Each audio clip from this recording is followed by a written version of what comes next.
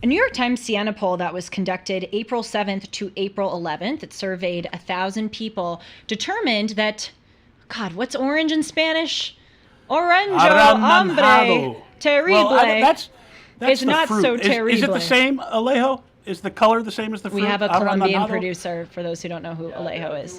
There are two ways to say it. The first one is, you can say it either anaranjado. Anaranjado? Oh, I always struggled with that one. Naranja. That's another way to say it. Naranja. Naranja. Okay. Well, the New York Times Siena Poll is saying that this hombre is not such a bad hombre. He is a good hombre. Here's the headline of the New York Times article. Can you believe the New York Times is writing this? I can't. Actually, I have a theory as to why they are, which we're going to get to. Here's the headline. 4 years out, some voters look back at Trump's presidency more positively. Well, no blank Sherlock. Funny you should say that, New York Times.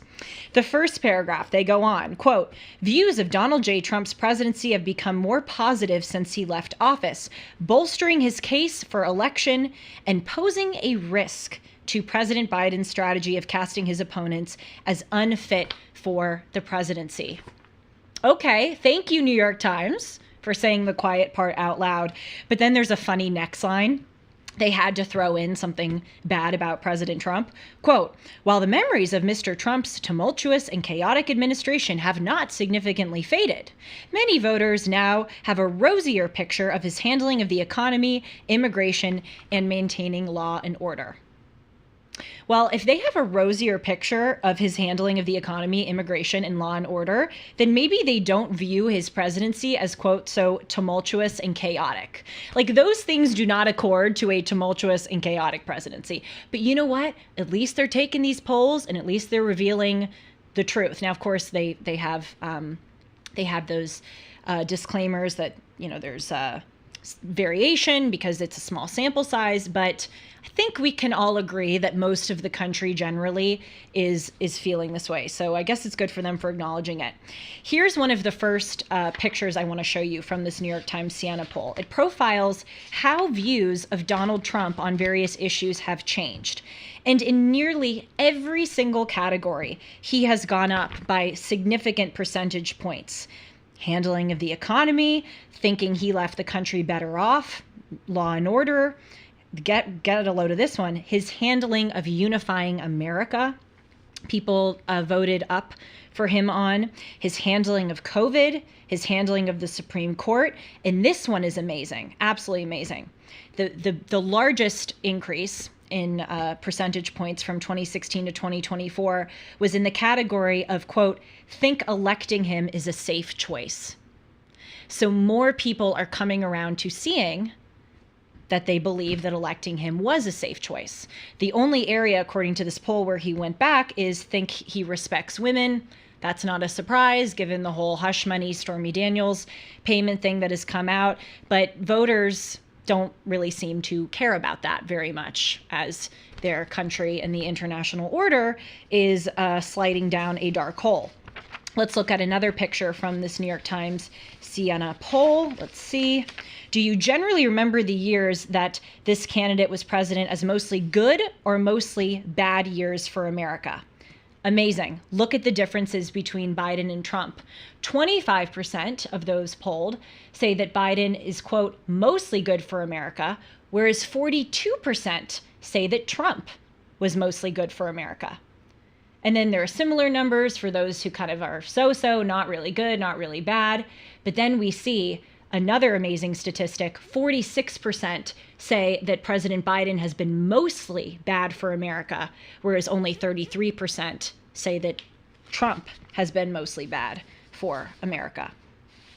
There are also these parts of the article where people are saying that they are less concerned with offensive things that Trump has said. Many also say that they are less concerned of or less scared of what Donald Trump might do if he is elected.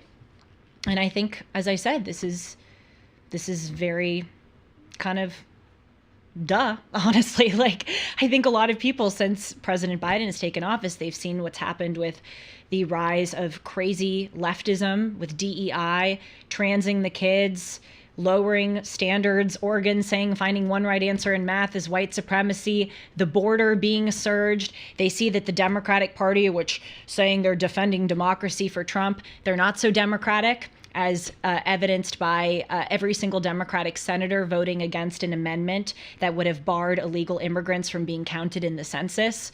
I mean, people are seeing the light. It doesn't mean that everything that Donald Trump did or does is, spectacular or worthy of admiration, but he was a fantastic president, and God willing, he will be a great second president to pull us out of this rot. To go back to, we were talking about Europeans see things differently, and they're more connected to history. And I know we are, or at least our media is over here, obsessed with Trump v. Biden. Yeah. And I wonder what people in other countries think. Like, I'm sure it's a big deal who the president is, but are they consumed with this? Like, our top stories, if you go through the list, the top 9 stories about Trump being on trial and juror this and juror that, and Biden's reaction to all. I feel like we're obsessed, like unhealthfully obsessed with this. Like, I don't know. No, you're right. I think there's a part of this country which is unhealthily obsessed. But, I actually think a lot of people don't care so much anymore. I've been talking with a lot of my friends, and they're like, I'm just so over this. Like, they say they don't even read the new headlines that come up about Trump's felony charges. And I have to say, I mean, I obviously have to do this to cover it for the show, and I do have interest in it. But and I obviously very much care, who is elected in November. But I sort of relate to this, like, it's just so much all the time. So many news stories about these two. We know who's the better president. The evidence is in.